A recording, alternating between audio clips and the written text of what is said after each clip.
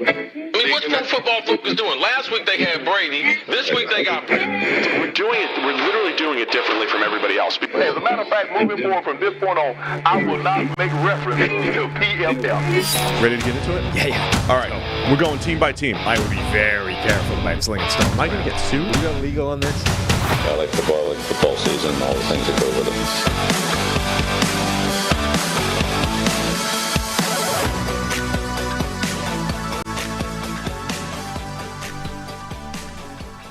Welcome into the PFF NFL podcast. Steve Palazzolo, Sam Monson, also joined by our friend Bob Sturm. But as I do here, I'm going to rudely just forget Bob for 1 minute. We'll get back to him. But first, as a parent, you've had to learn so many new skills to provide for your family. How to do copious amounts of laundry, meal plan for even the pickiest eater, and now how to protect your family's financial future. Fabric by Gerber Life provides an easy one-stop shop for your family's financial needs, offering high-quality term life insurance policies, plus other financial solutions in one easy online hub. Fabric was designed by parents for parents to help you get a high-quality, surprisingly affordable term life insurance policy in less than 10 minutes. Fabric has flexible policies that fit your family and your budget with, $1 million a day. $1 million of coverage for less than $1 a day. Get your personalized quote in just minutes and then apply when it's convenient for you. It's all online and on your schedule. You can go from start to covered in less than 10 minutes with no health exam required. So join the thousands of parents who trust Fabric to protect your family. Apply today in just minutes at meetfabric.com/PFFNFL. That's meetfabric.com/PFFNFL. MEET fabric.com/PFFNFL. Policies issued by Western Southern Life Insurance Company, not available in certain states. Prices subject to underwriting and health questions. Now, Bob, welcome in. Bob Sturm of the Sturm Stack, Cowboys Analyst. How's it going, man? I'm great. First time, long time, guys. I see my head is substantially bigger than either of yours, which is, I assure everybody, it's just a camera trick. We'll lean closer to the camera to offset that. Are you a listener of the podcast? You were hinting that you were a listener of the podcast as well. Oh, yeah, absolutely. Okay. Probably more Mondays all the time, Thursdays most of the time, and then Wednesdays is if I can fit it in my schedule. But I love you guys. Big fan, and of course you've been on my radio show several Super Bowls in a row. That's delightful. So this is a thrill. Well, we appreciate it, and I know that it's difficult to keep up with, say, 8 hours of content of Sam and Steve here, but we appreciate you trying. That's just the two big shows. Tell everybody what's your role, what do you do, where can people find your work before we get into everything here, because we definitely want to talk Cowboys Niners. Yeah, absolutely. So I've been on Sports Radio 1310 The Ticket since 1998 when I had a little more hair and a little less gray in the beard, but lucky to have a job where it's we've been doing it a long time on the hard line. So I'm on 3 to 7 Central Time in the afternoon. So you can check out that show at theticket.com. And then on the writing side, I was at The Athletic for a long time, and then I believe I was in the final cuts. They tried to move me to the practice squad, but I did not make the roster this year, and so went off on my own with a brave new venture at Substack, which is incredibly creatively called Sturm Stack, and we write primarily about the Cowboys, but a lot of other DFW and college football stuff that are relevant to the area. But if you're a Cowboys fan, it's essentially what I was writing at The Athletic and at the Dallas Morning News for years and years and years, and I'm keeping it going in my own office, where you can now see plenty of Giannis Antetokounmpo pictures and even Brett Hall winning a Stanley Cup. So that's kind of what I do. I also have been lucky enough to work with Monday Night Football and Troy Aikman for several years, and consider him a very fine, well-prepared broadcaster and a good quarterback. So are you when he references the analytics, is that you? Are you the analytics? Well, at Fox I definitely was. At ESPN they have literally an army of people that are feeding him information. So it's possible I've become a little bit redundant over the years, but yeah, we dig into the numbers. We prepare for games. He does. I want to be clear though. He does a ton of work on his own. And so when he hired me in 2016, it was only to enhance the amount of stuff he had at the ready and not in place of. He is not a guy who is out playing golf all week and just shows up at game time. Not saying anyone else does, but he's not that guy. He is grinding his tail off, and I'm happy to be on his team. 98 is some rough timing. That's almost the entirety of this stretch of the Dallas Cowboys being a meme for not being able to win in the playoffs. Bob arrives just after the run, the dynasty, yes. And then from that point on, it's been constant almost in misery. He did catch my Sam, favorite baseball team. I would appreciate it if you don't point out my relevance to that date. I was merely highlighting it as a coincidental timeline. If you want to ascribe actual, agency in this, that's on you. You don't understand sports radio, Sam. You don't understand. There's no way sports radio does well in the early 90s when the Cowboys. You need people complaining. We need sad Cowboys fans. That's how Bob makes his money, off sad Cowboys fans. I like to peddle in hope and sports therapy as trying to talk people through another disappointing end to a season. But yes, guys, in June we passed 10,000 days since their last Super Bowl victory, and so I think this city would really be into a meaningful playoff run if they can cook one up over there at Frisco at the Star. Is there a big tracker somewhere that you see in prison? With the 5 and X 5 X, somebody got that on a wall somewhere, all the days since the last Cowboys victory. I know I keep it. I don't know if I'm that guy on the wall, but it's been a long run. I saw Dave Campbell's entire era. I saw Chan Gailey's era, and so the amount of time since the Cowboys have won meaningful January games, it's my entire adult life pretty much now. So it's fun to have a competitive team, but as you guys know. Close doesn't quite cut it for a lot of these franchises, and that's where the Cowboys have kind of been in purgatory here for a couple of years. Well, let's get into a little bit of the Cowboys-49ers matchup. I think it's certainly the game of the week. It's Sunday Night Football. Sam and I broke it down in our own way yesterday. I want to get your thoughts on it, but how are you feeling about the Cowboys going in? We're 4 weeks in. They've had 3 dominant games and then 1 dud against the Arizona Cardinals. Seems like that has been a little bit of the vibe the last couple of years in Dallas. How do you assess some of their inconsistency over these last couple of years? Well, yeah, I think what we are seeing with Mike McCarthy, and that's really what frustrates people, is I am at times accused of being a apologist for Dak Prescott and Mike McCarthy. I like to say realist. Every time they lose, I don't think they need to fire both quarterback and coach into the sun. I think we need to take reasonable responses and maybe use logic at times to apply things and not just say, oh, they're cursed and we need to tank for Caleb or whatever the new idea out there is on the streets. I just think since McCarthy's been here, they've turned the corner on a couple things. Now, these may be really basic, but I think they're worth at least telling a larger audience. One, they made consecutive playoffs, which, again, very low-hanging fruit. But the idea that Jason Garrett was the coach here for 10 years and never made consecutive playoffs, the idea that Wade Phillips was here for several years before him and never made consecutive playoffs is pretty hard to believe. 06-07, the first 2 years of Tony Romo playing, were the last time they made consecutive playoffs until 21-22. So, again, low hurdle, but they jumped it. The next one, they took care of home field advantage. In AT&T Stadium that opened in 2009 until 2019 when they fired Jason Garrett or let his contract expire, they were roughly 54% at home. 54%, which is incredibly average at best. Yep. Well, since Mike McCarthy has taken over, they're over 70%. So they're where a playoff contender, a championship contender should be, taking care of home field. And then the third one is they're 9-1 coming off losses over the last 3 years. So every time they lose, they have a 900% winning percentage the next week.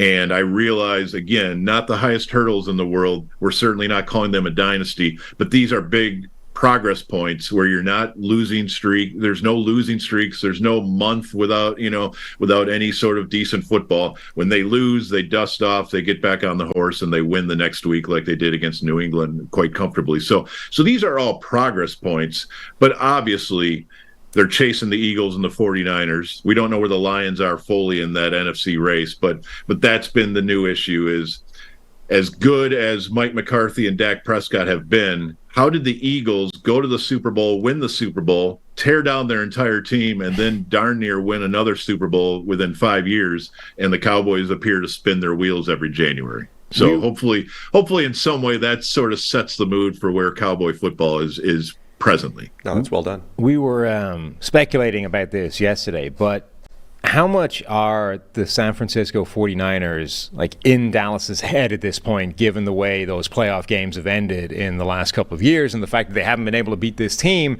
And you're setting out this, I think, very well articulated kind of change in mindset that needs to take place, right? We've been emotionally damaged by 20 plus years of failure, and now we need to rebuild this, and maybe it needs to take a longer time than it does for a team that's sort of used to that and can reset quickly. And these are all important milestones in rebuilding that confidence. But one of the others is probably, okay, this team keeps beating us. How do we get over that hurdle? Yeah, and they're honestly, the 49ers are kind of the new Packers because the Packers routinely beat the Tony Romo, Des Bryant, Jason Witten Cowboys, ironically with Mike McCarthy. And so, when you beat them in 2014 and 2016 in the playoffs and in the regular season several more times, including even, you guys remember 2013, Matt Flynn goes into AT&T Stadium and is down 26-3 at the half, and he beats them. So the Packers were the boogeyman, and then they all aged out, of course. And now it's been swapped with the 49ers. Mike McCarthy is central to this story, of course. And I really think his objective over these last couple of years has been to find a team that could fight the 49ers in the trenches and live to tell about it. Like, fight them straight up. Have the offensive line that can deal with that 49ers front. Have the defensive line that can deal with that 49ers run game. And I'll be honest, in looking back at that January matchup, it was a real titanic struggle for both teams. I thought it was a historic type NFC playoff game with those beautiful colors and a hopping stadium and the rivalry. I look back at that game yesterday and I just saw what I thought was darn near a draw in the trenches on both sides of the ball. So for me, and again, I'm not saying these are the highest hurdles to cross, but I do feel like the Cowboys have gone from a finesse team in some level to a very physical, almost 49ers clone in the trenches. And I don't think that should be lost in the conversation. Like, they're not terrified on either side of the ball of being bullied by the 49ers. So then it comes down to, okay, so what's been the problem? Well, the problem is the Cowboys in those two playoff games just simply have not generated enough offense. And Kellen Moore paid for it, I'm sure. A lot of moves were made. It's Tony Pollard. It's not Zeke anymore. It's Brandon Cooks. The idea, even though he's had an incredibly slow start, was that he can get open and it won't just be CeeDee Lamb against the world when they go in against that 49ers defense. So that's kind of the overview of the matchup. The Cowboys, assignment-wise, defensively, were so good in the 49ers playoff game and so much better than they were in Arizona 2 weeks ago, where it looked like they hadn't been really coached very well. So defensively, their objective, of course, is they got to get takeaways. This is a takeaway machine Dan Quinn has built. It's kind of the best of both worlds because they are a sound defense that doesn't give up points, doesn't give up yards, but they also get takeaways. So it's kind of like they have a chance to be a really historically great defense, I think. Trayvon Diggs obviously hurts, but if you can stop teams from getting even 300 yards of offense and lead the league in takeaways, you can win a title with that defense. And I think that's kind of what they have right now, as long as Micah Parsons stays healthy. I want to go back to the offense really quick for a minute because you mentioned Kellen Moore. And, of course, Mike McCarthy takes over the play calling this year. Brian Schottenheimer comes in with the offensive coordinator title. My initial take is we don't really know what the Mike McCarthy offense looks like because the game flows have just been so lopsided through 4 weeks. Have you gleaned anything? Do you have any takeaways? The difference between Mike McCarthy, Kellen Moore? What are your thoughts on McCarthy's offense this year compared to what it's been? Well, I think the two biggest objectives, and these aren't going to wow fans because fans want shock and awe and trick plays and 50-yard touchdowns routinely and a broken scoreboard. And that's not Mike McCarthy. He's not chasing that. He's chasing two things. He wants to run the ball when he wants to run the ball. That doesn't mean he's running 60 times a game. It means on 1st and 10. When I want to get 5 yards, I can get 5 yards because I'm paying this offensive line all the money and all the first round picks, and that's what our identity has to be. Is in a weird way, we want to be like Kyle Shanahan and be able to run the ball and not have to pass it until we want to, and so that's objective one: is fix the early down run game that has abandoned them around December 1st in 2021 and 2022. By the playoffs, they just can't run the ball at all. Zeke would run into the back of the center, and it's 2nd and 12, and now they're chasing the sticks.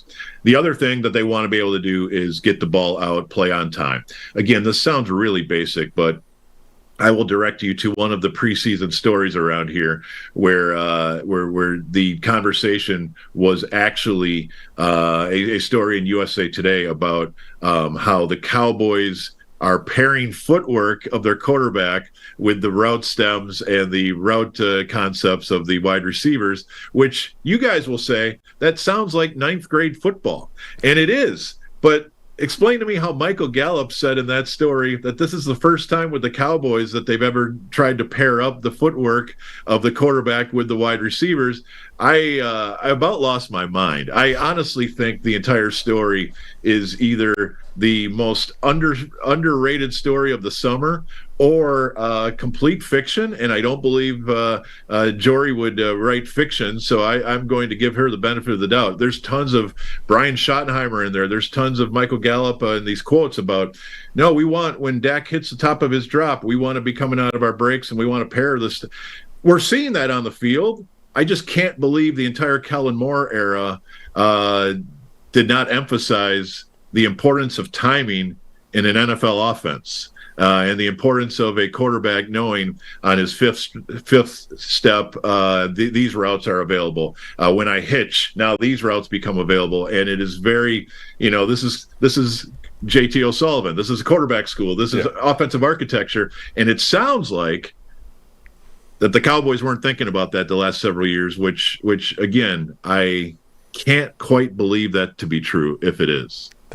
That reminds me, like back in the day, you'd have like the new offensive coordinator would come in, and it's like, well, they used to have a downfield passing attack, and now it's the West Coast system, and they're going to care about timing, and they're going to care about, or this new defensive coordinator comes in, he's like, well, now we're going to dictate the action, we're going to be aggressive. They weren't aggressive. Right. The old people weren't aggressive. They weren't trying to create havoc on the quarterback, but we're going to focus on turnovers and being aggressive because they didn't do it. Yes, so that's we would also like to call the like. Touchdown play more often. Right? Yeah, we like the touchdown thing. It's I will say, in watching Dak, he is getting the ball out quickly. Now, is that because here's another stat that you guys need to know, and you know, there's a good chance you do, but this is amazing to me. They drafted Tyler Smith in the first round of 2022. The idea was Tyron Smith at left tackle, Tyler Smith at left guard, Tyler Biadasz at center. A lot of Tylers here. Zach Martin at right guard, Terrence Steele at right tackle. How many snaps have those five guys played together since the 2022 draft? I don't know, 50? Zero. They have not been on the field for one snap. It could happen Sunday night. It could happen in the first play on Sunday night, but of course Tyron Smith is still limited in practice, so we don't have any idea if he'll actually play. But they have not had everybody together one single time. And so they go into Arizona, and I think they're down 3 offensive linemen. Zach Martin didn't play, Biadasz didn't play, and Tyron didn't play. So they're down. So does that explain their quick hitting game plan? The 3-step drop, get it out. The average depth of target for Dak is last in the league with Bryce Young. I mean, we are wondering what these first 4 games have taught us. Honestly, it feels like they're just leaving preseason now, and now the 49ers are the regular season, and we're going to see exactly what they're made of on Sunday night, which is altogether frustrating because it's October 5th, guys. Well, the only thing that October means to me for the Dallas Cowboys is we're now entering the period of the season where the stadium starts to blind people. That's always a fun period of the year. Yes, always build your stadium so your windows are facing west. It's all about the dapple that's a light. Great idea. Yeah. Especially if you have a lot of 325 kicks. Are you going to try to get to the bottom of that story, Sam? That's like your favorite story in football. It's everybody's favorite story. Jerry likes the sun coming in. How real is that explanation that they were perfectly aware of this the whole way, but Jerry just likes the way the light looks on the field? Honestly, yeah. I wouldn't put it past him. I think Jerry, perhaps when building the stadium, saw Raiders of the Lost Ark and the map room with the stone. Was it Ra? I believe the eyepiece, and the sun hits it at just the right time and shows you where the ark is buried. I'm positive Jerry saw that with the sun going through his windows. It's aesthetically pleasing to the eye, I'm told. Yeah, and then the sun comes right in receivers. And then blinds the middle linebacker, and then we're good. Then we can create a chunk play down the middle of the field. It's awesome. Yes. So listen, as a listener of the show, you'll probably be aware that Jerry Jones is my favorite billionaire at the moment, certainly when it comes to NFL connotations. Sure. That being said, it's difficult to escape the reality that in all these different moving pieces, Jason Garrett, Mike McCarthy, new quarterbacks, new everything, the one constant is Jerry Jones, right? How much of to what extent is this his fault? How much of it is Jerry being owner, GM, like personal, like fantasy football plaything? Yeah. It's you. Yeah, it is. It's honestly, Sam, it's that conversation has been had so many millions of times in this city that by the year 2023, it's almost completely ignored because of fatigue and because of the feeling that nothing really changes because nothing really changes. Jerry remains in power. Like Mike Brown, it will be impossible to get him out of office. He will keep it as long as he wants. And yes, billionaires do live longer than the rest of us. So don't wonder if you will outlast the owner that you can't stand sometimes. And so, all the way back to the fact that he could not function with Jimmy Johnson in the spring of 1994 is somewhat the same conversation that we are having today. Would you rather get credit for a top 10 team, or would you rather win it all but not get the credit?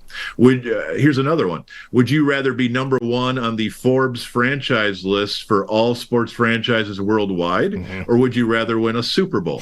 So these are reasonable questions, and your actions speak louder than your words. And we think we know the answers to these questions, but given the fact that you can change quarterbacks and change coaches way easier than you can change the guy who holds the deed to the franchise, and the franchise is literally the most valuable sports franchise on the planet, we've been kind of stuck since I got here in 1998. It hasn't changed. Do you think that his motivation is more that I want to get credit versus, like, what's the point in owning a franchise if I can't play with it? You know, because that's the side of it that I actually have a lot of sympathy for, right? If I was a billionaire, I would want to play real life fantasy football. Like, I would want to make some decisions. Otherwise, why? Like, anybody can go sit in a suite. I don't need to own the franchise to do that, right? I need you to discover some oil money or something so you can own a team. Seriously, I want to see you play with a franchise. I'm willing to play that out.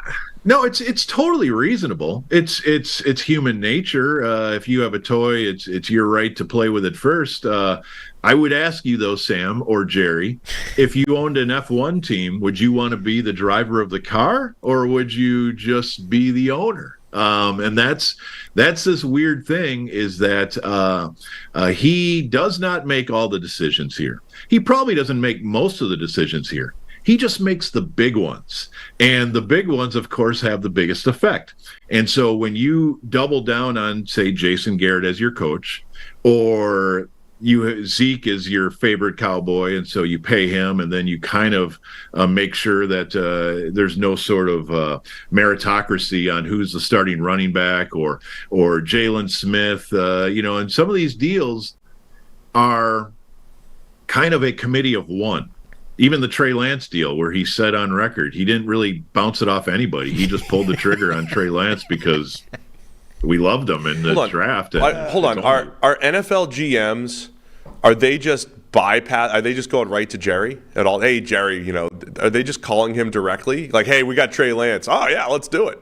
I wonder sometimes. I wish I could give you a great investigation of how the phone conversations work, and obviously those who are behind closed doors are often somewhat tight-lipped about the process, and they have a really good situation where Will McClay is the personnel guy. Stephen Jones is seemingly the main decision maker on most things, and then Jerry Jones. And there's a wonderful, and many sports franchises have this structure as well, where when something goes wrong, it is a game of kind of hot potato, and you really can't pin down who is the point man here. Often, if it goes poorly, they'll say the head coach wanted this, and so there's a room full of guys, but the main conversations seem to be pretty much Stephen and Jerry, and perhaps some very expensive per glass bourbon,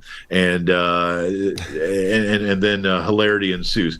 I will say, in their defense, we've made progress. Things are better, and they have a roster build that makes intuitive sense. And it is, I believe, the most homegrown roster in the NFL right now. And they have a very good football team. And so it's easier to reconcile the flying circus when at least they're in the mix, because there have been many, many, many seasons in my time here where they were both bad and frustratingly run. And now there is still that power structure question, and even the Dak Prescott decisions are illuminated with that. But at the same time, you say, well, if this is a poorly run franchise, what's going on with these other teams that aren't winning 12 games a year? So, it keeps us busy. Let's put it that way, guys. There's never a shortage of content. I have a general fan question here, because in Seattle with baseball, some Seattle Mariners fans were upset because GM Jerry Dipoto, the Mariners didn't make the playoffs. They did last year. They were supposed to be on the upswing. And he made some kind of statement which was like, we want to have sustained success, which a lot of executives say. We want to be good for 10 years. He said, if we win 54% of our games over 10 years, we'll be in the mix. And you never, like, one of those years you win a Super Bowl, right? I mean, you win a World Series. And football's different, right? Like, you're basically saying the same thing. If we win 10 games every year, one of those years becomes 13. One of those years, the right breaks go our way and we're in the Super Bowl. Yes. What are your thoughts from just a team building standpoint, and then from like a fan's perspective? Is that acceptable for fans? Because we're in this world where it's like you either won it or you didn't. Like 31 teams fail every single year to those fan bases. But is that the right strategy? Like, which again, I think Dallas has created a good sustainable team. They should be a 10-win caliber team for at least the next 3 years. That'll be 5 straight years of 10 wins. Is that acceptable right now? And that puts you on the green where maybe you hit the long putt one of those years. Yeah, well, I mean, when you say is that acceptable, it's the proven way to win in this league, unless you're Tom Coughlin and Eli Manning. They had the incredible trick of only making the playoffs once every 5 years and then winning the Super Bowl that year. And never losing the playoffs. I've never seen anything like it. And I still look back at their era and try to figure out how Eli Manning missed the playoffs so many times and yet will most certainly be in Canton. So, the Eli Romo conversation of a decade long is still one of the most complicated conversations of all time, because I believe in my bones that Tony Romo was a better quarterback than Eli Manning, but I also know that legacy-wise, it doesn't matter and it shouldn't matter, because Eli Manning had 8 meaningful January and February wins, and Tony Romo beat the Lions once in a wild card game. And that's pretty much what we're talking about in terms of, how this whole thing works. To your point, it's pretty much proven that the best way to win a title is to be in the postseason consistently every year, as opposed to going all in that this is our year. It's a field goal, it's a penalty, it's this, it's that. The 1 year abnormalities are just too severe to push the chips all in, despite the fact that the Buccaneers and the Rams just did it and it worked. So now everybody's brains are even further fractured. But the issue with the Tony Romo, Jason Garrett era has to be that they did not make the playoffs consistently. When Garrett was hired in 2010, they missed, and that was a half season, so that's not fair. But they missed it in 2010, 2011, 2012, 2013, 2015. So with Romo's last 6 years, where he had figured out the NFL, and of course his health was going, but they made the playoffs. 1 out of 6 seasons. And you can't do it that way. So with Dak Prescott, you say, okay, still no back-to-back years under Garrett. 16, yes. 18, yes. And then no to 17, 19, and 20. Mike McCarthy comes in here in 20, the COVID year. They miss the playoffs because Dak's leg collapsed. And then playoffs in 21 and 22. We assume 23 as well. And yes, that's the formula, right? That's the formula to eventually winning it all. It just doesn't prove or guarantee anything. It just means you've got the best chance in the casino because you keep spinning, right? Bob, you're one of the few people out here in the landscape that's actually older than we are. So I'm not sure you I'm not sure you go all the way back to this, at least not in terms of professional, but you probably saw it. To what extent are the Micah Parsons LT, Lawrence Taylor comparisons apt? Because usually when you get these guys come into the league and they're compared to some Hall of Famer or superstar, it's immediately ridiculous. And yet It doesn't feel like it is for Micah Parsons. No, and I think what makes Micah basically channel LT is just his absurd ability to go from 0 to 100 when the ball is snapped. And it's certainly, he's not the only guy. I mean, TJ Watt has many of those characteristics, and we just see guys who play every down like their life is depending on it as somewhat outliers, just because it's really easy. I remember your show last week where you guys were talking about the fact that the guys who are running the Tyreek short motion don't do it at full speed all the time because the ball's not coming to me. And Micah Parsons and LT don't play that way. They play like it's the old Joe DiMaggio thing where this might be the only snap of me you ever see in your life. And so I have to show you what I'm all about right here, right now. And that's what Micah Parsons is. The questions, of course, are, can his body hold up at this pace? And, health-wise. And just, if he can, it's already in Dallas, this conversation of, I know those two guys have gold jackets, but is he really better than Charles Haley and DeMarcus Ware already? And at least you guys have seen that era very clearly, and how great DeMarcus Ware was. He's one of my favorite players I've ever seen. He wasn't this. Right. He wasn't this every week. And so I think the Micah LT comparisons sound ridiculous and yet make sense to me. I also know that part of LT's image or mysticism was that he was a complete psychopath off the field. And while I do know that Micah is a handful, see the fact that they never take him out of games, even when they're up 40, because nobody wants to deal with him on the sideline, complaining that he was just taken out of a game when he could be, chasing down another quarterback. I'm positive there are some differences. I also am pretty positive he's going to get like $35 million a year next year, and he looks historically great. And as you guys have said, And as the entire world has said, he wasn't an edge rusher in his draft. This makes no sense. It makes all of our draft nerddom look like a complete waste of time sometimes. It's going to ruin all sorts of like pretty good pass rushing linebackers coming out like, oh, let's move them to the edge. It's like, no, Micah is one of one when it comes to that. There's no way you do that. And his size says we should run right at him. And I'm sure Kyle Shanahan wants to do that on Sunday, and because everybody does. It makes sense. If you're going to run a 240-pound defensive end out there, we have to punish him physically with the run. I'll tell you, and you guys know this, when you run right at Micah Parsons, you're probably going to tackle for loss. Now, you might be taking his legs away for the fourth quarter, and maybe that's really why you're doing it.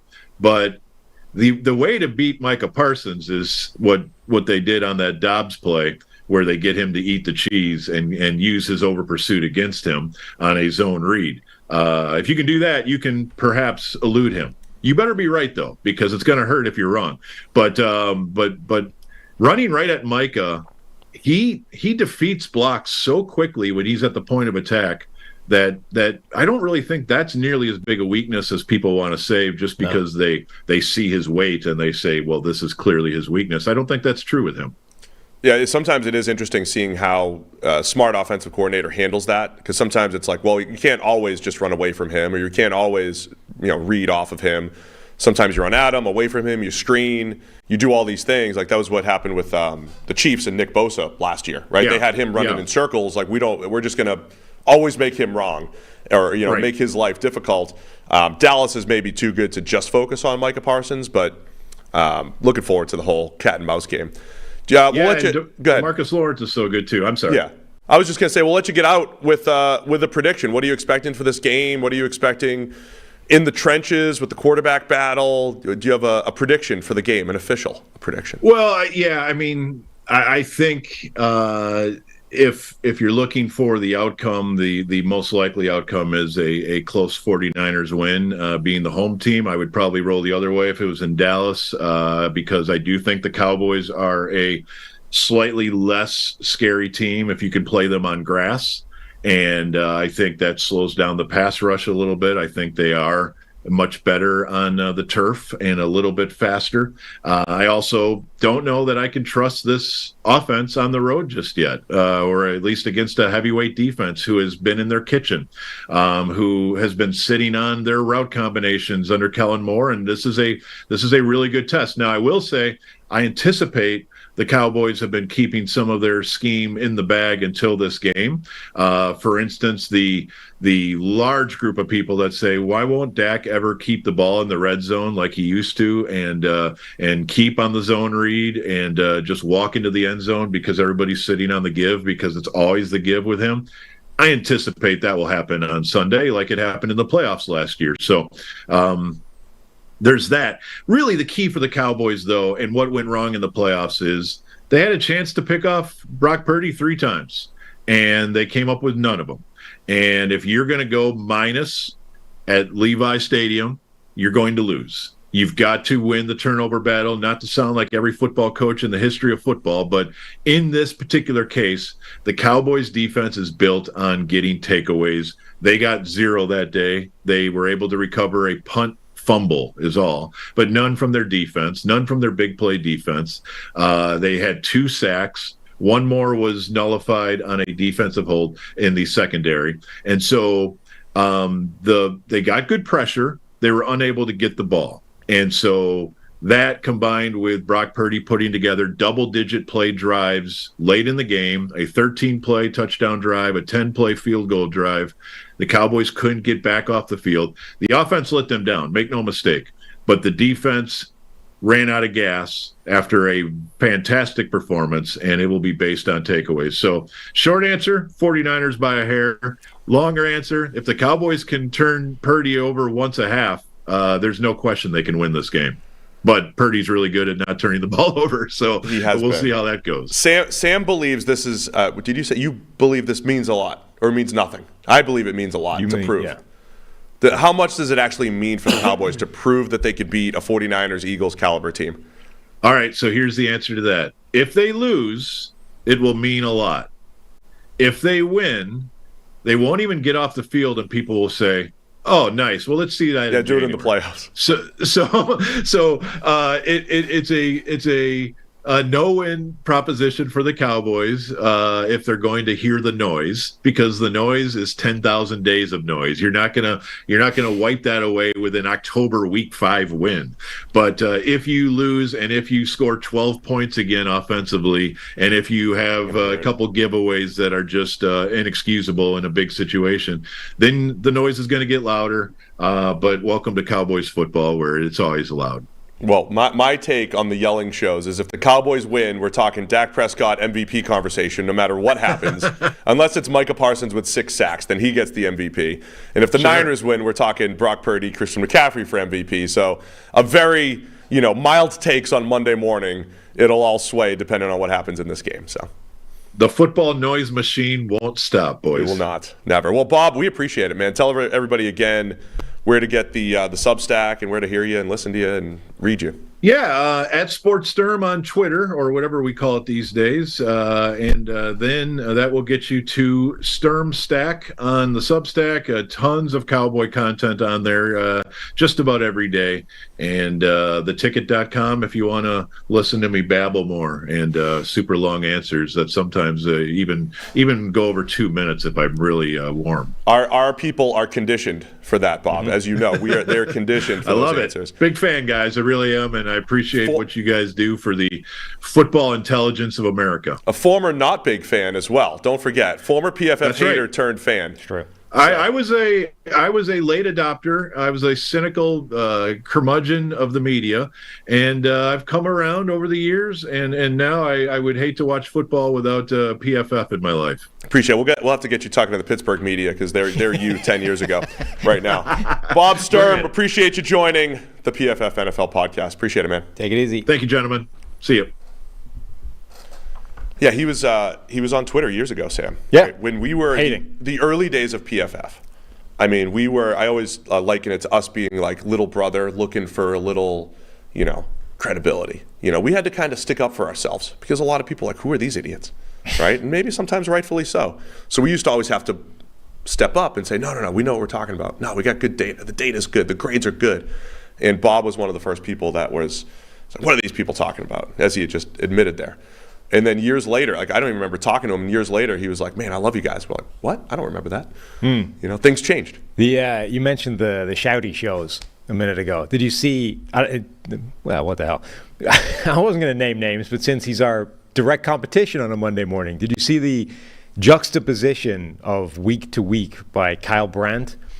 So this week he went on a rant about Mike McDaniel's offense, like, you're not revolutionizing the game, it's just blah blah, like a whole 2-minute thing, that they put out in social, like, check out this rant. Literally the week before, he had been like, this is changing the game, it's like the best thing in the world. It's like the exact opposite of what you said, coming off the 70-point win. Right. Well, this is incredible. And then you just get your ass kicked by Buffalo. This is a joke, everyone got out of control. It's just, that world must be so fascinating. We're like, but it's easy. Things that it's existed, an easy world to live in, because you know what you need to say. But somebody, Stephen Ruiz of The Ringer, was like, "Oh, I appreciate the bit now. Like, now seeing that back to back, like, I respect it." I'm like, I don't even think it's a bit. I think you just get, when you're in the shouty show world, 10 days is meaningless. Like, the only 7 days is as far as we go before. That's as far back as the information bank exists, right? 10 days, that doesn't mean anything. It's what did you do in the last 7? That's what we shout about. Yeah. And anything that happened beyond that is last week's shouting show.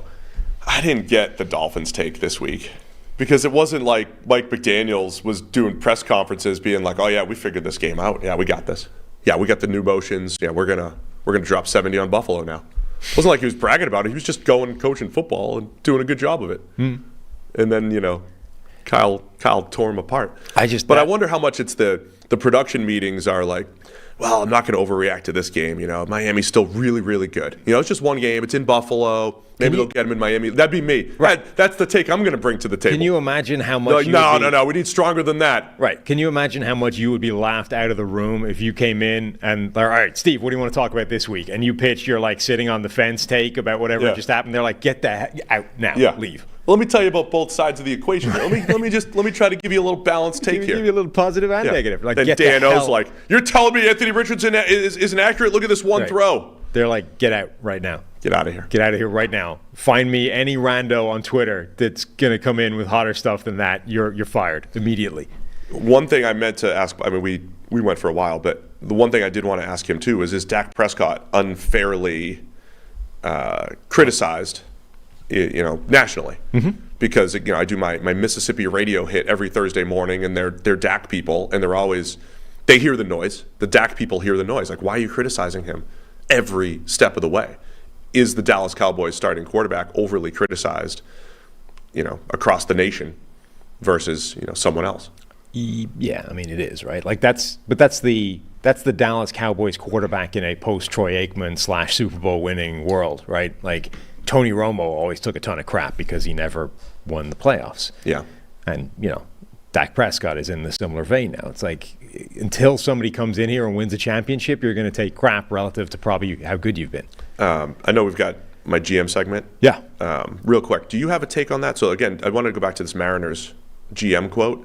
So Mariners fans are really upset about this. That the GM, who's been there 8 years, we just want to be slightly above average for a long period. It's of time. not slightly above average, but it was basically like if you win, like going, but that's the winning gist. 54% of your, that's like winning 70%, say in the NFL. Okay. So if you say we're a 10-win team, right? 54% is like really good in baseball. Over a 10-year stretch. You slightly win more games than you lose. That's good. No, but that's like 84. That's like 85, 86 wins. So if you win 90 games. Yeah. 90 games in baseball, which is what, 90, that's probably like 600 ball, okay, I'd say. But 90's the equivalent of, say, like a 10 or 11 win team. Okay. So if you're a little bit below that, you're kind of on the green. Like you're going to sneak into the playoffs and maybe be able to make a run. Mm-hmm. So 54 might be a little bit low, but that's basically the study he's leaning into. But if you're an NFL team and you could say, hey, we can win 9 or 10 games every year, but we're not going to make moves to theoretically try to get to 13. We're not going to do these extreme moves because if we don't get there, we might have the Rams season this year, That was his point. Do you have a take on that either way, like that consistent, like what the Vikings have done, that consistent success versus going for it? I mean, I think they're right, but the aim needs to be, like if your aim is, if we can just get to the playoffs every year, that's the starting point. But you still need to be looking for the thing that's going to take you from the divisional round or the wild card round to a Super Bowl. Like, you can't just say, we're good. We get here every year. Like, you need to try and find the thing that's going to take you to that spot, which is harder because, like, 90% of your resources is already tied up in just getting to the playoffs every year, right? But you still need to sort of have, like, where are we getting the next 10% from? What's the next edge that's going to get us over the hump? How can we get a player that changes this, blah, blah, blah? Like, there should still be 10% of your resources dedicated to trying to find that thing that changes the dynamic so that we can go somewhere. But I agree that, like, you played, your analogy is the right one, the golf thing, right? Let's just play to get on the green, and then every now and again you're going to hole a 50-foot putt, and when you do that, you win a championship. Like, it's easier to do the Eli Manning thing where the stars align, you win 4 random games that you had no business winning, and you end up with a championship. It's easier to do that when you're in the playoffs every single year than it is like the one time you make it in 5 years. You know what I mean? Yeah, it's also probably harder in football because the thing that's going to get you over the hump, like this was the Bengals for years under Andy Dalton. They were a good team that made the wild card round, right, pretty much every year. And the only thing that was really going to get them over the hump was a better quarterback. Yeah. And then it's like, okay, well, how do you just do that? So I almost would think about it in quarterback terms. Like, if we can find a guy that will get us to the playoffs every single year, now we have a starting point. And generally speaking, in today's NFL, a quarterback that will basically guarantee you a playoff spot every single year is a top 10 quarterback, right? And I think I've said this before on our show, I think sometimes we get too caught up in we would take this big risk to hopefully get that next quarterback, even though when you're sitting in the seat, it is a difficult thing to do. When you have a Marcus Mariota and Andy Dalton as a starting quarterback and you have 8 or 9 wins every single year in their prime, that's a tough thing to move on from sometimes because you feel like you're getting on the green, even though you know there's a But even that guy feels, even the Kirk Cousins. I mean, it's the Kirk Cousins line, the Matt Ryan inflection point, the Kirk Cousins inflection point. Like, is Kirk Cousins actually a quarterback that will drag you to the playoffs every single year? Not really. Whereas Andrew Luck was the type of quarterback that would drag pretty much any roster in the NFL to the playoffs every single year. And then how successful they were once they got there was down to, well, how good is this team around him? Yeah, are you making the good decisions? Which usually was not very good. Right. Do you have an ad read now, so before we can jump in other segments? Oh, I do.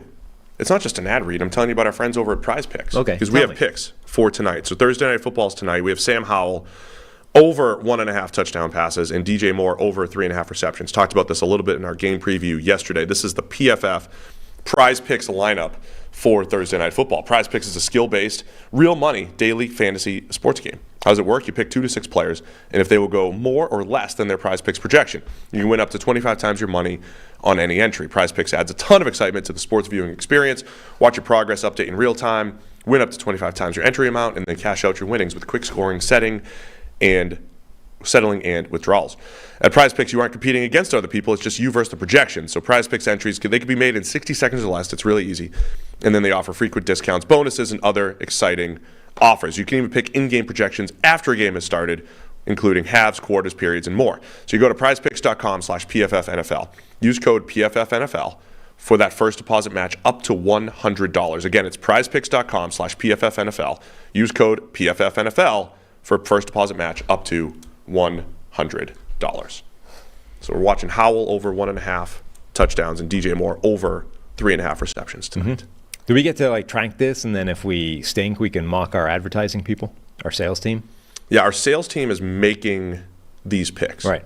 And then we're commenting. That's good. I mean, I kind of like these. I'm good with this one tonight. But yeah, we can track it and then mock them appropriately. I like it, but the Sam Howell thing is like a 50-50 proposition based on 4 games, and that's if you include the rushing touchdowns, which we didn't clarify. It's the Bears defense that makes me think this is doable. Mm-hmm. All right, mailbag. Email came in. NFLpodcast@pff.com. This one from John Metzinger. So remember, we actually, was that with you? Yeah. We talked about the Josh Allen versus Josh Allen thing. The weird game. You're reading this one? Yeah. He says the last time Josh Allen played Josh Allen, the visiting Josh Allen glitched. We theorized at the time that this was due to a sci-fi effect called temporal distortion. This being a Buffalo home game on the schedule, the theory posits that Buffalo Josh Allen would play well, but Jaguar Josh Allen would glitch. However, it's actually at a neutral site. Or you could make the case that it's a home game for Jacksonville because, the London team. So what does this do for that theory? We didn't consider that. Does someone have to glitch? I mean, I think there's just can 2 Josh Allens be in the same place at the same time and both play well? Maybe there's no glitches. Maybe that offsets things. The Bills have the Jags hotel. The Jags are in their home city of London. Mm-hmm. The Bills are the home team on paper. Maybe we just see the best of both Josh Allen. A lot of conflicting variables. There is. He also makes a point in this email that it's an interesting. Apparently, Von Miller and Tre'Davious White have yet to be on the field at the same time. One of them has been injured at all times. Yeah, I didn't realize. I mean, in my head, I was thinking that's unfortunate. Von Miller's coming back as Tre'Davious White gets hurt, but I did not think back to last year if that. Yeah, like White came back after Miller got hurt. It's like what Bob was talking about. Those offensive linemen have never been on the field together. That is actually crazy. 2 of Buffalo's most important players have not been on the field at the same time since they were acquired. I know I'm about to be a GM, but I don't know if I want the job for all those reasons. Like, you're sitting there, you're the Dallas Cowboys, and you're like, man, I got this perfect plan. I got my perfect plan. I got this offensive line. I got Tyler Smith. He's going to be my guard, future left tackle. And you don't even get to see them. Or you just spent the whole offseason like, man, I made these great moves, and then you're the Giants and they just go out and score 3 points at home in 2 games. That'd be miserable. Oh, I mean, just injuries. How annoyed would injuries make you if you were a GM? Like, so annoyed. Particularly if you're, the guy that you like the Trayvon Diggs thing, right? We just give him the bag, and it's like, gone. Come on. That would certainly annoy me when the injury-prone guy gets hurt. It's a little of your own doing. Yeah. And if you've taken the risk knowing that there's a pretty good chance this guy's not going to hold up and all those kinds of things. But if you literally, perfectly healthy player, and either you just go sign him in free agency or you just, give him a giant contract extension. And then he's hurt. And then, immediately, bam, done, out for the year. Yeah. Come on. And even when Bob was mentioning the two of the Cowboy seasons where they didn't make the playoffs, it was one where Tony Romo got hurt immediately and Matt Castle was the starter. Yep. And then when you need Dak to explain Prescott, your joke, by the way. There's no way more than you and me remember that. the Dak Yeah. joke? Yeah. So then in 2020, Dak breaks his ankle, and his ankle's falling off on national TV. And Tony Romo, as they're going to break, says, "I gotta hope it's a sprain there, Jim." Cramp. Cramp. Oh, hope He it's was just a hoping it was cramp. Sorry. Yeah.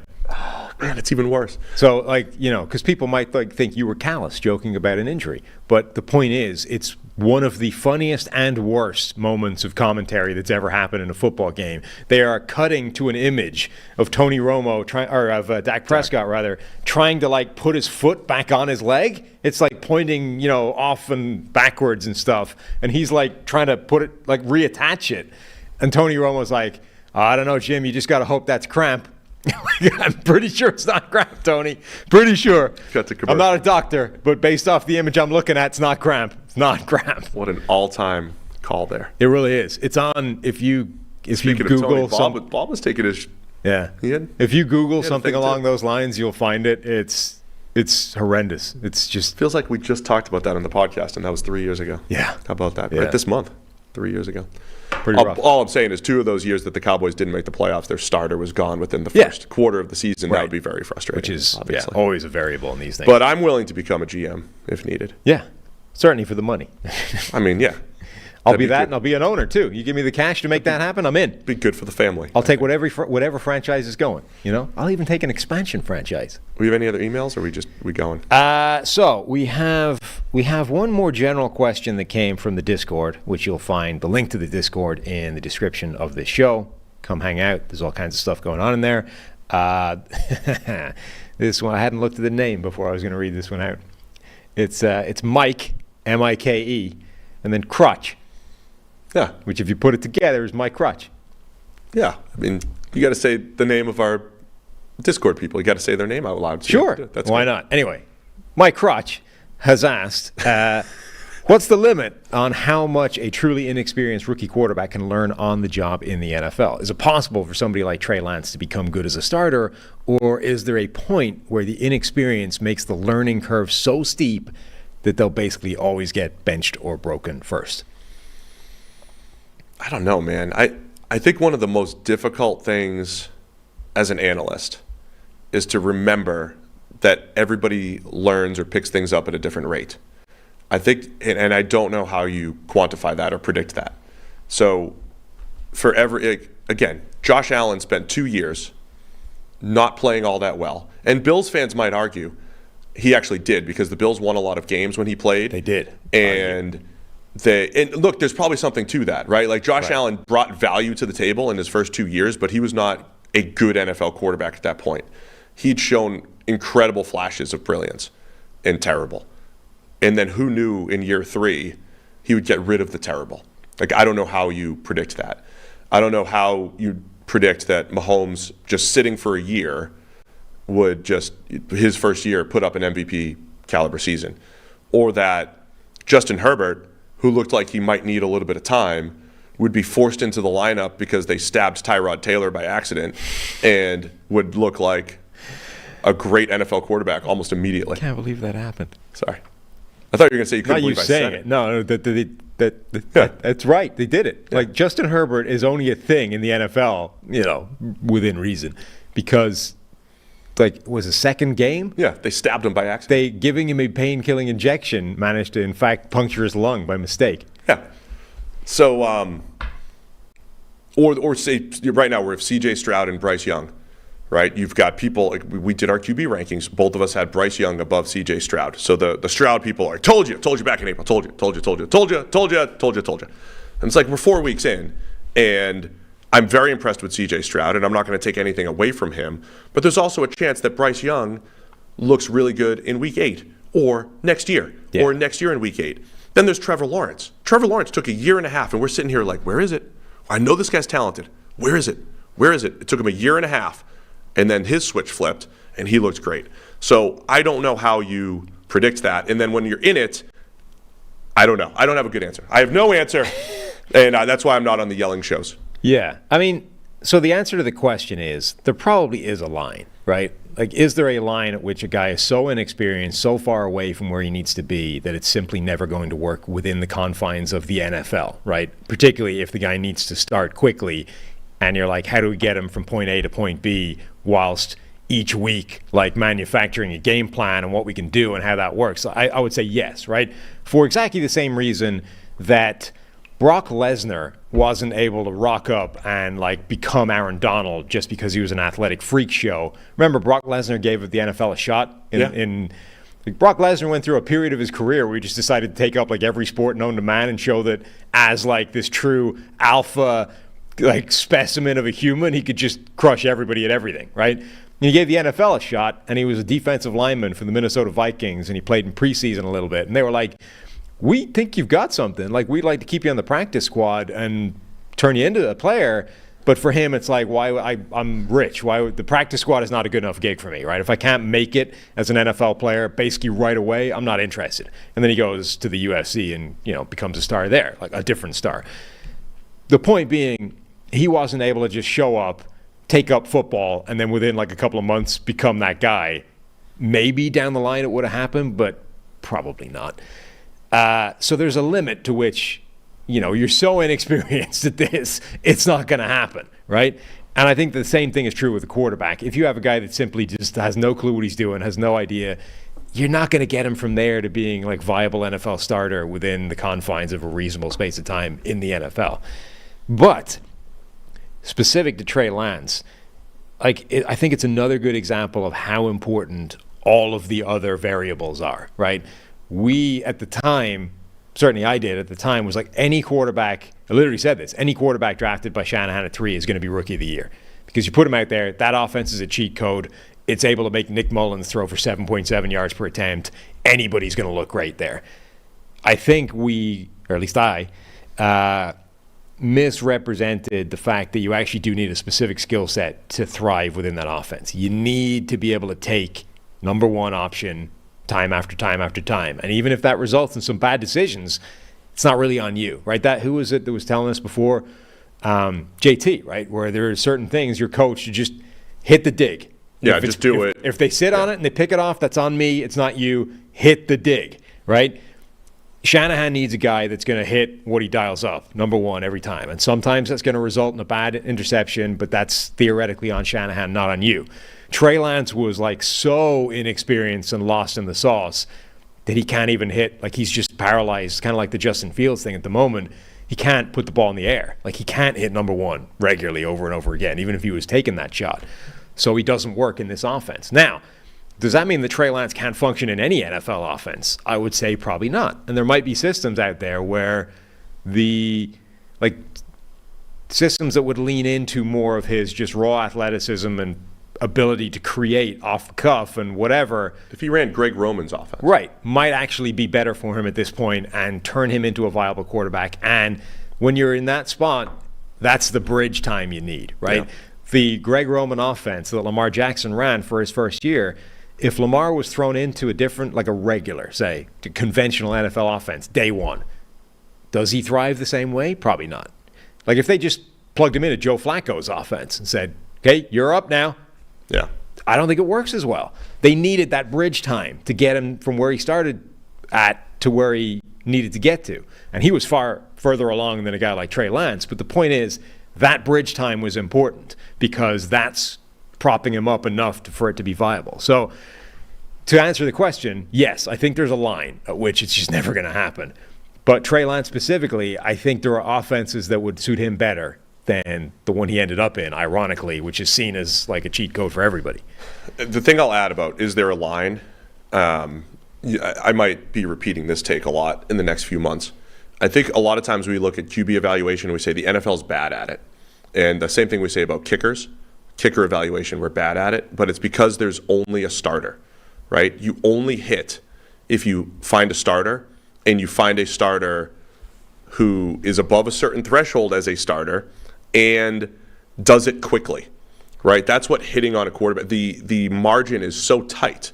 Whereas if you draft an offensive tackle, you could start him at guard, he could be a backup at first, even if he doesn't hit, if he's serviceable, that's okay, right? you can't. If you have a quarterback who just becomes serviceable, immediately you're trying to replace him within 3 years. That's like Mac Jones in New England. You're already like, well, he's serviceable. Well, that's not enough. We need the next guy. So that's part of the issue in QB evaluation. So where's the line? It's almost like, hey, maybe like you're sitting there in year 3 of Sam Darnold with the Jets. Hey, maybe he'll figure it out. But we can't be the ones to invest and find out. Maybe he figures it out somewhere else. Or if you're like the Dolphins and Ryan Tannehill, he's a good starter. He was fine. But we have to do something better. We need to do something beyond Ryan Tannehill. Maybe he figures it out somewhere else, but we got to do something better. That's part of where the line is too, where you have to say, we just have to move on because we need to have the guy that's better right now instead of waiting for this guy to figure it out. That's why you see a lot of that stuff. And that's why it feels like QB evaluation is so hit or miss, because it is, because you're throwing them into an environment where if they don't hit, it is a miss. And you have to move on to try to find the next hit. And it's really not fair. And it's not apples to apples with other positions. Yeah, there's a time element to this as well. Like, how long does it actually take to get a guy from point A to point B, and does that coincide with the time that he's going to have as a starter before you need to cut bait and move on? I mean, this is the Geno discussion, right? Geno Smith, right? Like, somebody pointed this out the other day when I brought up Carson Wentz as like, hey, the cautionary tale. Like, you think everybody's doing great or badly through 4 weeks. Through 4 weeks in 2016, Carson Wentz was the best quarterback in that class by a mile, right? Jared Goff hadn't got on the field yet, and when he did, it was a train wreck. And somebody was like... Well, Dak was really good that year, too. But Yeah, but Wentz was still better. Like, PFF grade, stats, 4 weeks. Wentz through 4 weeks, yeah. Another world. And then second year, Wentz was, borderline MVP candidate, or MVP candidate before getting hurt. Anyway, the point being, somebody was like, imagine telling somebody in 2016 that, like, in the year 2023...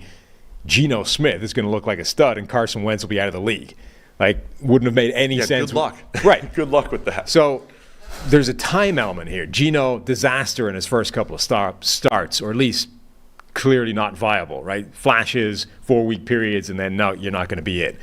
You cut bait, you move on from Geno. Maybe Geno, and then sitting years on the sideline, eventually somewhere in that period, he ends up becoming a starting caliber, reasonably high-end quarterback.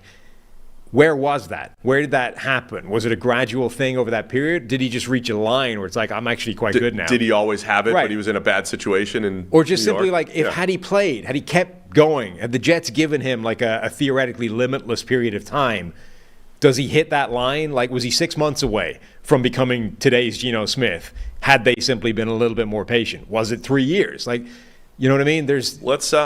Let's make one of those predictions right now. So you said so in the year 2030, Zach Wilson is an above-average NFL quarterback, but Drake May is out of the league. That's honestly what you just somewhat predicted. Yeah.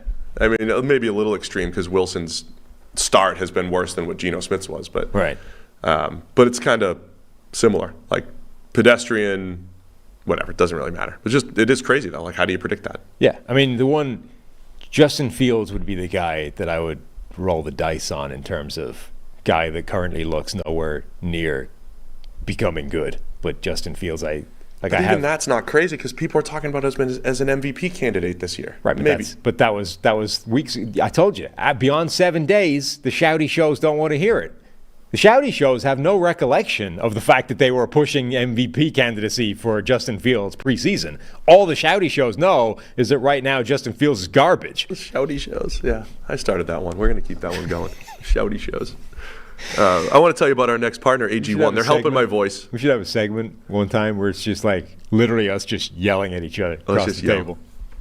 And we make it the complete opposite of whatever we said on the preview show. We make it seem like that never existed. We say the complete opposite. Of course the Bills killed the Dolphins. We didn't pick the Dolphins to win. Of course the Bills won by 20. Or the bit is like translating the shouty show.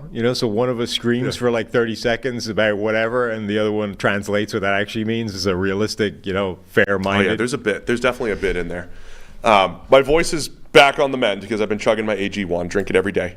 Because I need all my supplements. I need all my vitamins, nutrients. Drink it every single morning. It makes me feel great. Kicking off the day. add it with my coffee, and I'm good to go. All great athletes have one thing in common. They take care of their bodies. That's what I'm trying to do, take care of my body with 75 high-quality ingredients that give me all the key daily nutrients and support energy, focus, strength, and clarity. It's this micro habit that delivers macro benefits and helps just about everybody. This helps me, you, athletes, doesn't really matter. Just mix one small scoop with water and drink it first thing each morning, then you are done.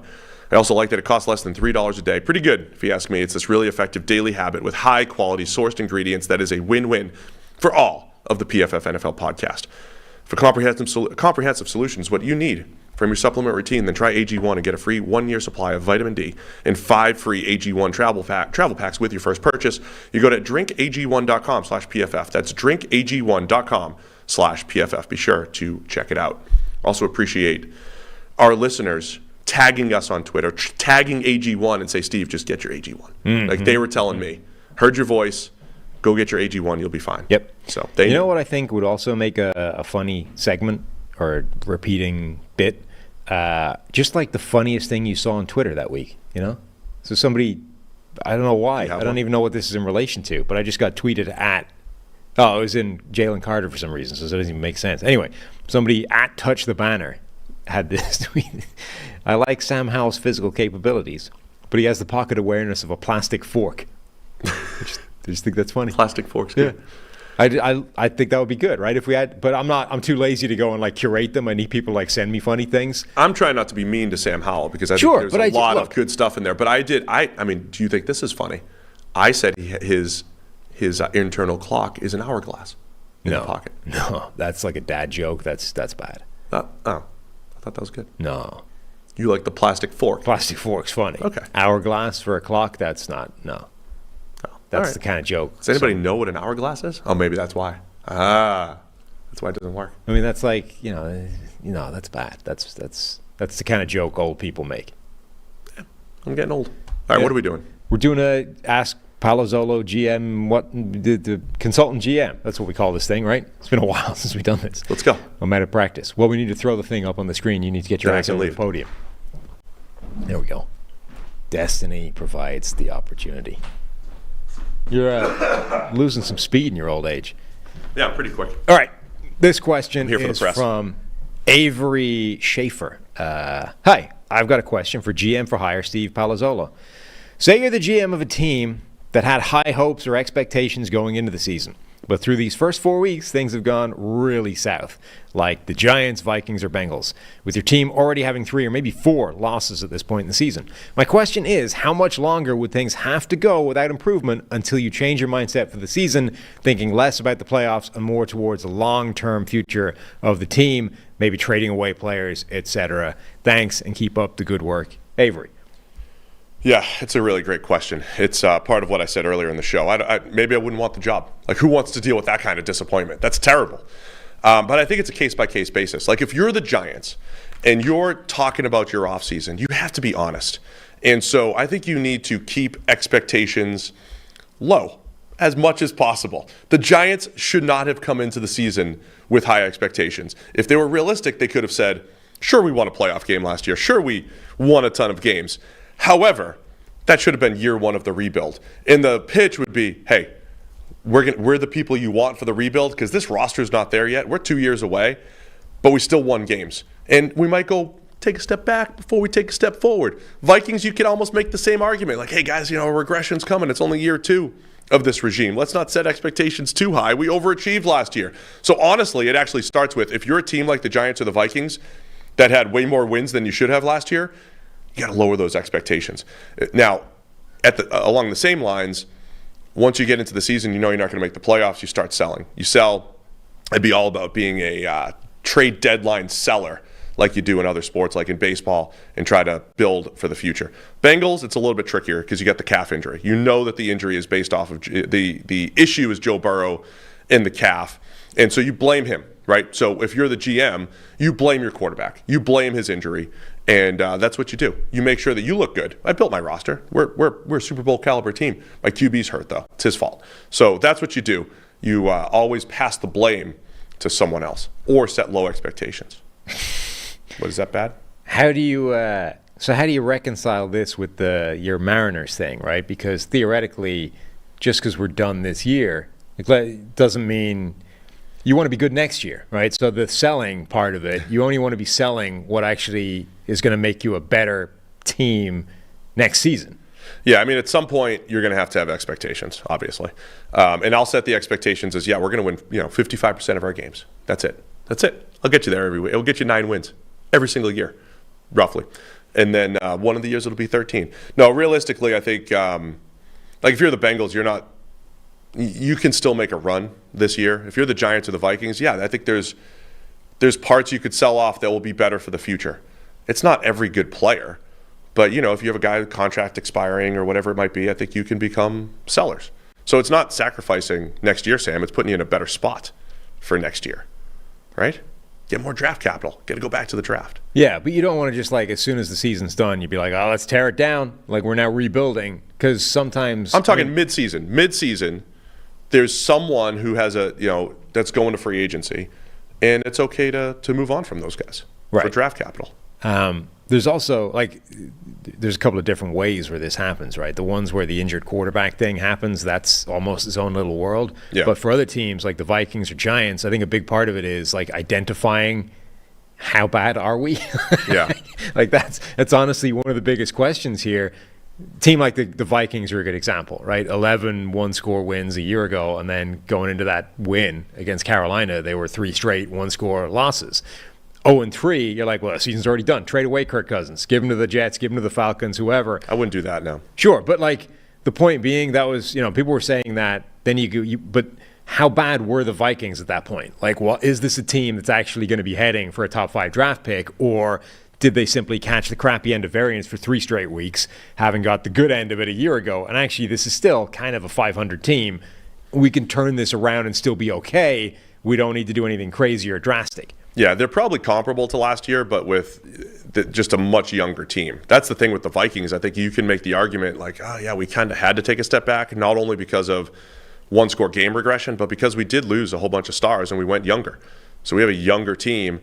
Next year's our year, right? Next year's our year. We'll figure out the quarterback position, if it's going to be Kirk or if we're going to go to the draft. But next year's our year because we have a youth movement. We have an undrafted free agent at linebacker. We have 2 starting corners who barely played in the NFL. Give them some experience. Next year at this time, we're much better. So it's a case-by-case basis. Where is your roster? But you have to properly assess it. And I don't know how much that happens with owners, but you really should be using Pythagorean wins or projected wins and projected your projected scores. You should use those as tools to say, here's what we really are. I know the win total says 12, but we really had 8. So we're a different team than maybe what our win-loss record says. The opposite of Bill Parcells. All right. Consultant GM Palazzolo has spoken. You may return to your seat. All right. You're done. You're done here. NFL podcast at pff.com is the email address to send in your questions to Consultant Palazzolo GM, or you can drop them in the Discord as well. We have a channel in there dedicated to Question of the Week.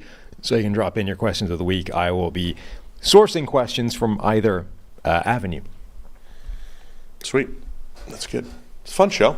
I love having Bob talk through some stuff. Good people. Yeah. Go subscribe to his Substack. It's where the world is going these days. Substack. Yeah, people are going to there's a lot of independent media now, right? So people are just going. Corporations are dead. Yeah, people are bringing their fans with them, right? How many do we have names for our fans? We don't have Swifties. No. Do we have names for our fans? I don't have one. If we went, would our fans come with us? Do we have fans? Or the people I was talking to the other day are hate watchers. Would the hate watchers come and be like, I got to keep hate watching those guys? We're going to go with them. Yeah, who can tell? I don't know. I just never know. No. If we have people following us. So. Yeah, no, we don't have a good name for our people. We should get a name for our people. I mean, fans probably. Listeners. Interact. Yeah, I mean, listeners, viewers. Would our show? Yeah, we don't have fanatics, but yeah, would our listeners and viewers come with us the way they went with Bob? They'd be just interested. Just wondering. Who knows? Hashtag let us know. All right. Well, that's it for today. You on with tomorrow? Enjoy Bears Commanders tonight, everybody. I will. Brad Spielberger back tomorrow to work through his pain and misery after the Bears have another performance. That's going to be great. Yeah. All right. Thanks, everybody, for tuning in. I'll be back on Monday morning recapping all of Week 5. Sam will be back here with Brad discussing Bears Commanders tomorrow. See you tomorrow.